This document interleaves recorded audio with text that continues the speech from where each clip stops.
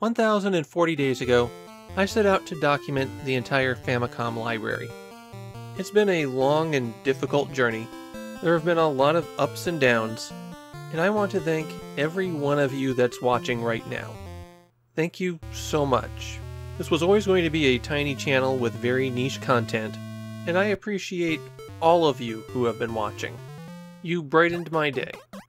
And now, for one last time, cue the Ikinari musician rock.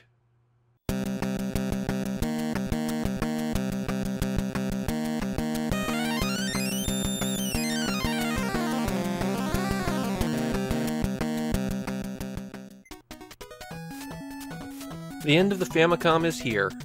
Takahashi Meijin no Bouken Jima IV is it. No more Famicom games afterwards. Well, except the homebrew and pirate stuff.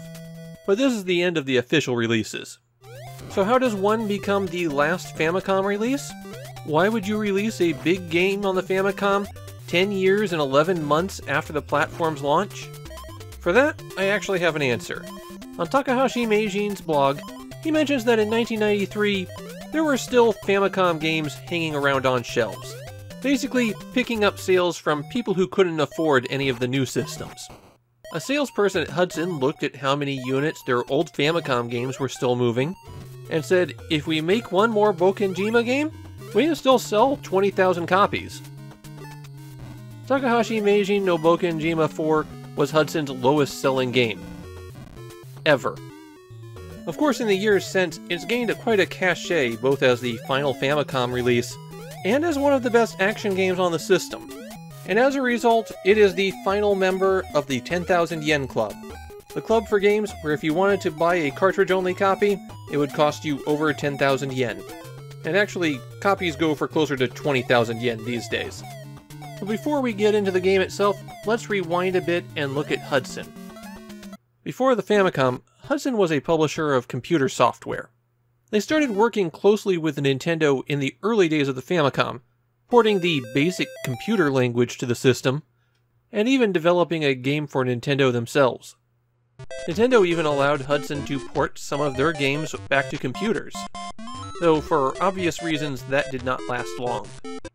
Hudson became the very first third party to release games for the Famicom, and because they worked in cassettes and floppy disks, they had to have Nintendo manufacture the cartridges for them. Which is why, unlike all of the arcade manufacturers who got on board the Famicom, Hudson always used the standard Famicom case. Being just ahead of the Famicom boom paid off big for Hudson, as they had 6 games on the Famicom that sold more than 1 million copies, more than anyone except Nintendo themselves. One of those big hits in the early days for Hudson was Takahashi Meijin no Bouken Jima, a port of the arcade game Wonder Boy that replaced the main character with a caricature of Hudson employee Takahashi Meijin. Takahashi had gained a bit of celebrity by being able to mash the fire button 16 times a second. Actually, he could do it 18 times a second, but they always promoted it as 16 times so that he could consistently perform the trick on stage, and as a power of 2, 16 was a better number for computers. Takahashi's reputation for rapid-fire button mashing played into the Summer Caravan series. Hudson would tour the country with copies of their new shoot-'em-ups, giving kids the opportunity to compete and eventually go to a national championship. Hudson's relationship with Nintendo eventually soured. Nintendo was not kind to the companies releasing games on the Famicom. And so in 1987, Hudson teamed up with NEC to release the PC Engine. NEC provided the hardware, Hudson drove the software. That console was the first one to regularly outsell the Famicom month to month. Hudson's first game for the PC Engine was even a port of another Wonder Boy game. But by 1991, the PC Engine was winding down, and Hudson, who never completely left the Famicom, started to put real effort into developing for the platform once more. And part of that was revisiting some successes that they had, including reviving the Bouken Jima series. Takahashi Meijin no Bouken Jima IV is a significant departure from the previous games in the series. For one, Takahashi no longer needs to continuously stuff his mouth as though he had a tapeworm. There isn't a bar that ticks down constantly, requiring that you refill it by getting food. There's still food in the game. It's just if you collect 10 pieces of food, then you recover 1 point of health. And that's change number 2. You now have a health bar. No longer do you die in a single hit. You begin the game with 2 hearts, and anytime you get hit removes 1. You can increase the number of hearts that you have by finding heart pieces. You could find whole ones or half ones, and of course you have to collect 2 of the half ones in order to increase the bar. And then there's the biggest change in Bouken Jima 4. The first 3 games were pretty standard side-scrolling action. You cleared a level, and then moved on to the next one. Bouken Jima 4, on the other hand, is a Metroidvania. Actually, only Metroid's out at this point, so I guess it's a Metroida. Instead of levels, you freely wander the island, and paths are blocked off either by bosses blocking a route, or because you have to get a piece of equipment to let you through. There are 16 weapons that you equip. Kind of weapons, they're not all really weapon-ish. And you change your equipment by pressing start. You begin with a bone, a thrown weapon that travels in a short arc, and as you explore and find various bosses, they'll drop things like the hammer that will let you smash rocks that are in your way, or the water gun that will refresh wilted plants that act as springs, or the snowboard that will let you slide around on ice and snow, but only ice and snow, and you can jump on enemies to defeat them, unless they take more than 1 hit, in which case you're probably taking damage. Yeah, the snowboard's not great to use. You defeat a boss, you get a new weapon, the new weapon opens up a new path, the new path leads to the next boss, who gives you the new weapon, and so it goes. But wait, there's more. The plot of the game is that all of Takahashi's dinosaur pals have been abducted, and as you rescue them by defeating one of the game's major bosses, they return to the dinosaur village. You can visit them and get a ride. They'll change your attack up and give you some additional movement, and if you get hit, they'll just go away. Or if you enter a doorway, they'll just go away. The doorways often hold significant things in Bouken Jima 4. Some of them have mini-games where if you'll win, you'll get a special item. And some of these mini-games require that you have a particular weapon. Other mini-games only require that you mash the A button, but there is a significant bug here. If you beat one of those button-mashing mini-games, and then die before saving your progress, then the button mashing no longer works.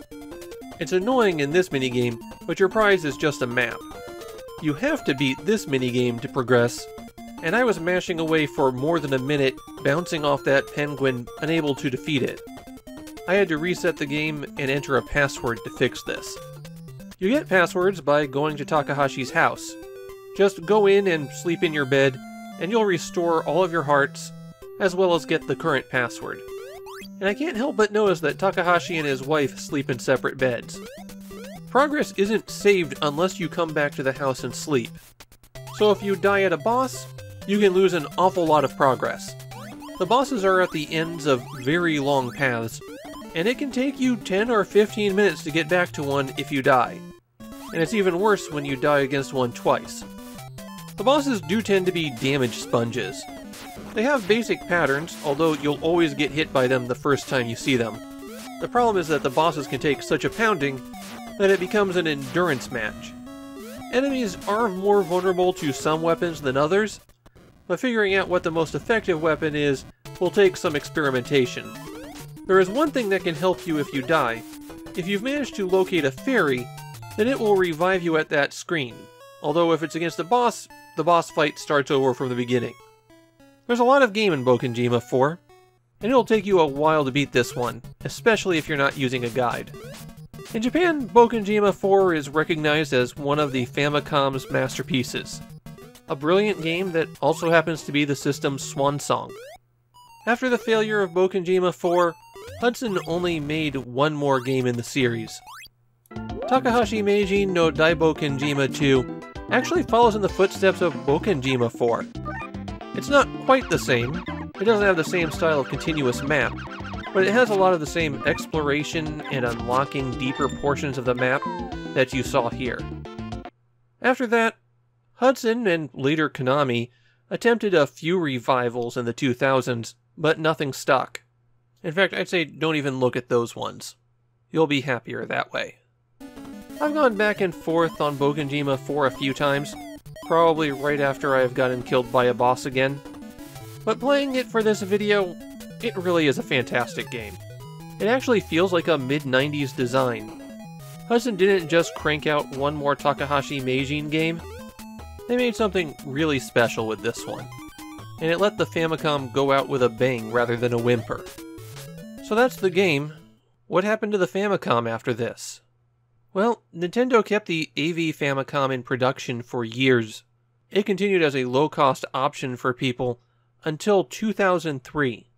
In fact, Nintendo announced the end of Famicom production simultaneously with the end of Super Famicom production. 6 months after Bouken Jima 4, the PlayStation launches, and we're in a completely different era.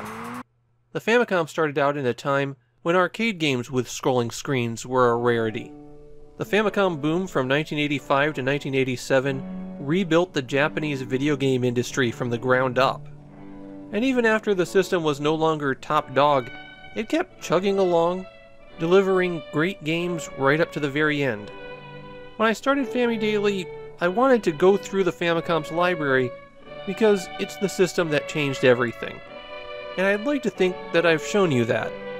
We've seen the trends as people chase after the big successes, the evolution of genres as people figured out how to take what was done before and go one step further. The Famicom lasted long enough to see spin-offs of companies that developed for it. This system changed everything in ways that are still resonating 40 years later. And now it's time to turn it off and go to bed.